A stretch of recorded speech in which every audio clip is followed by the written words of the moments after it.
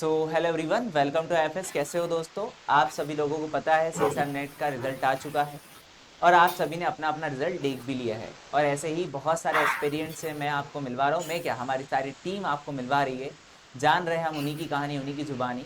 तो वैसे ही आज वापस से मैं आपके लिए एक और एक एक्सपेरिमेंट को लेकर आया हूँ। जानते हैं इनकी कहानी, इन्हीं की जुबानी, किस तरीके से इन्होंने जेआरएफ एग्ज़ाम को क्वालिफाई किया है। मिलते हैं निवेदिता से। वेलकम निवेदिता, आपका स्वागत है हमारे इस यूट्यूब चैनल पर।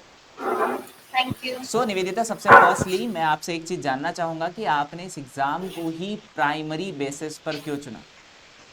Okay, so the major reason मैंने चुना is because first and foremost मुझे पीएचडी करनी ही थी, कैसे भी करके, तो मुझे जेआरएफ चाहिए ही था। तो and since I am from microbiology background, मैंने पहले सोचा था कि मैं केपीटी करूँगी, but then CSIR will also give you the choice of clearing it, will help you with assistant professorship. So it will give you two choices. So that was the major reason मैंने CSIR net को ही चुना। आपका masters किस year में complete हुआ है? 2024। 24। 24 to 25 आपने सिर्फ जेआरएफ के लिए ही प्रिपेयर किया है या आप कहीं और भी वर्किंग वगैरह करते थे? नहीं, मेरा मास्टर्स के तुरंत ही मैं एक्चुअली एनसीसीएस में थे पुणे में, if people know, national centre for sale science में। तो उधर मैं एक्चुअली लैब में थोड़ा सेल कल्चर वगैरह सीखने के लिए गई थी, लैब टेक्निक सीखने के लिए गई थी। अच्छा, आप प्रोजेक्ट सो वर्क में हो एनसीसीएस में? Not exactly, but kind of. तो ओके ओके। उधर थी, तो उसके साइमल्टेनियसली मैंने मेरा प्रिपरेशन स्टार्ट किया था। और आप आईएफएस के साथ कब से कनेक्टेड हो? मैं आईएफएस के साथ आई गेस शायद जून 2024 से कनेक्टेड हूँ। मैंने जून 2024 में आपका कोर्स लिया था, जो मेरा फरवरी तक था। फिर उसके आगे आपने कैसे कंटिन्यू किया? मतलब आपने सारे नोट्स वगैरह बना लिए थे? हाँ, मतलब मेरे पास मैंने रिकॉर्डेड क्लासेस लिया था इनका।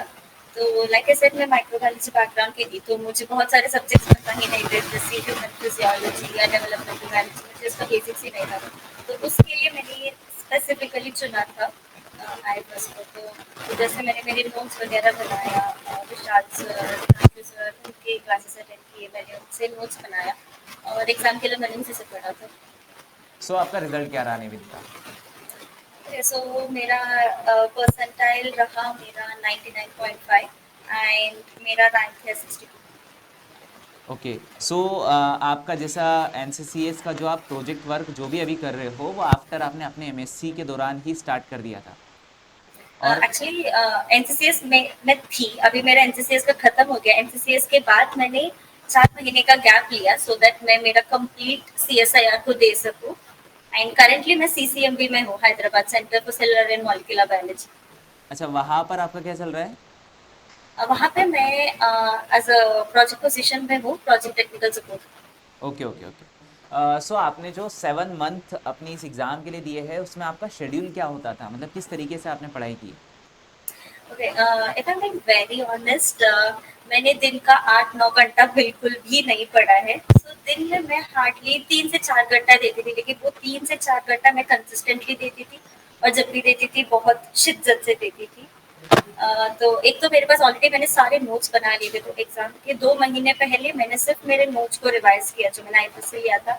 एंड मैंने मेजरली क्वेश्चन पेपर्स सॉल्व किए हैं, तो 24 से लेके 2022 तक के सारे पेपर्स मैं सॉल्व करती थी।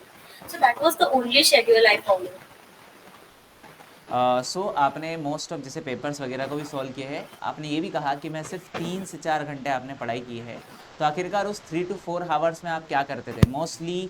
पर डे के हिसाब से कितनी यूनिट्स आप प्रिपेयर करना चाहते थे या फिर कितना आप टारगेट करते थे अपने आप को? ओके, तो मेरा क्लियर था कि मैं कुछ चैप्टर्स बिल्कुल भी अटेम्प्ट नहीं कर सकती थी, जैसे botany. Botany was completely different from my background, तो मेरा क्लियर था कि मैं बॉटनी तो पूरा कर नहीं पाऊंगी। तो बॉटनी में मुझे पता था कि कुछ ऐसे इंपॉर्टेंट टॉपिक्स थे, जैसे अभी हमारा फोटोसिंथेसिस हो सकता है या कैल्विन साइकिल्स वगैरह, तो वो मैंने बहुत अच्छे से करके गई थी बॉटनी में। एंड एक और यूनिट था अप्लाइड बायोलॉजी, तो वो भी मैंने नहीं किया था। तो कुछ यूनिट्स मैंने छोड़ ही दिया था, अराउंड 2 to 3 यूनिट्स मैंने छोड़ा था, लेकिन बाकी के सारे यूनिट्स मैंने पूरा नोट्स बना लिया था, और उस सारा नोट्स को मैं रोज रिवाइज करती थी।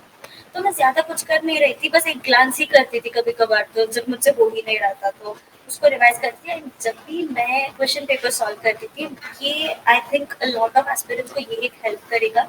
Every time you try to solve a paper, just have a notes with you called as an error book, जहाँ पे जब भी आप सॉल्व करते हो एंड जो भी क्वेश्चन आप सॉल्व नहीं कर पाओगे उसके बारे में एक छोटा नोट्स बना लो, which every day you can revise before going to sleep.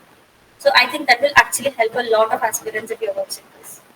सो निवेदिता, आपने कुछ कहा कि 2-3 यूनिट आपने छोड़ दी थी। सो मैं आपसे ये जानना चाहूँगा कि आपने उसको पढ़ने का ट्राई ही नहीं किया कभी, या फिर आपके माइंड में फिक्स था कि मुझे तो नहीं करना है इसको, तो मैं इसको देखूंगी भी नहीं? नहीं नहीं, ऐसा नहीं है कि मैंने ट्राई ही नहीं किया, मैंने कोशिश की थी। But the last I had botany was in my 12th standard. After that मेरा बॉटनी कभी था ही नहीं, बैचलर्स में मेरा था नहीं, मास्टर्स में भी मेरा बॉटनी था ही नहीं कभी। तो it was a very difficult part for me. तो इसीलिए मैंने कोशिश की थी, लेकिन बहुत सारी चीज़ें मुझे समझ में ही नहीं आती थी, तो मैंने उसको छोड़ दिया था। बट कुछ चीज़ें मुझे पता था कि इसके ऊपर क्वेश्चंस आएगा ही आएगा, बिकॉज़ क्वेश्चन पेपर्स हम सॉल्व कर रहे थे तो समझ में आ जाएगा कि फोटोसिंथेसिस तो it's like a compulsory topic, तो वो मैं करके गई थी। तो वो सब करती थी। एंड मुझे डाइवर्सिटी के 2 चैप्टर्स थे ना, plant diversity and animal diversity, उसमें बहुत सारी चीज़ें बाय हार्ट करनी पड़ती थी। And unfortunately I have a terrible memory, तो इसीलिए I had dropped even those 2 chapters. चलो, बहुत बढ़िया। So congratulation Nivedita, and then thank you thank for you. Your guidance कि आपने बहुत अच्छा गाइड किया हमारे सारे एक्सपीरियंस को। और सो नेक्स्ट टाइम उनका भी जेआरएफ इस तरीके से होगा। तो thank you. Yeah, hopefully. Thank you. Okay.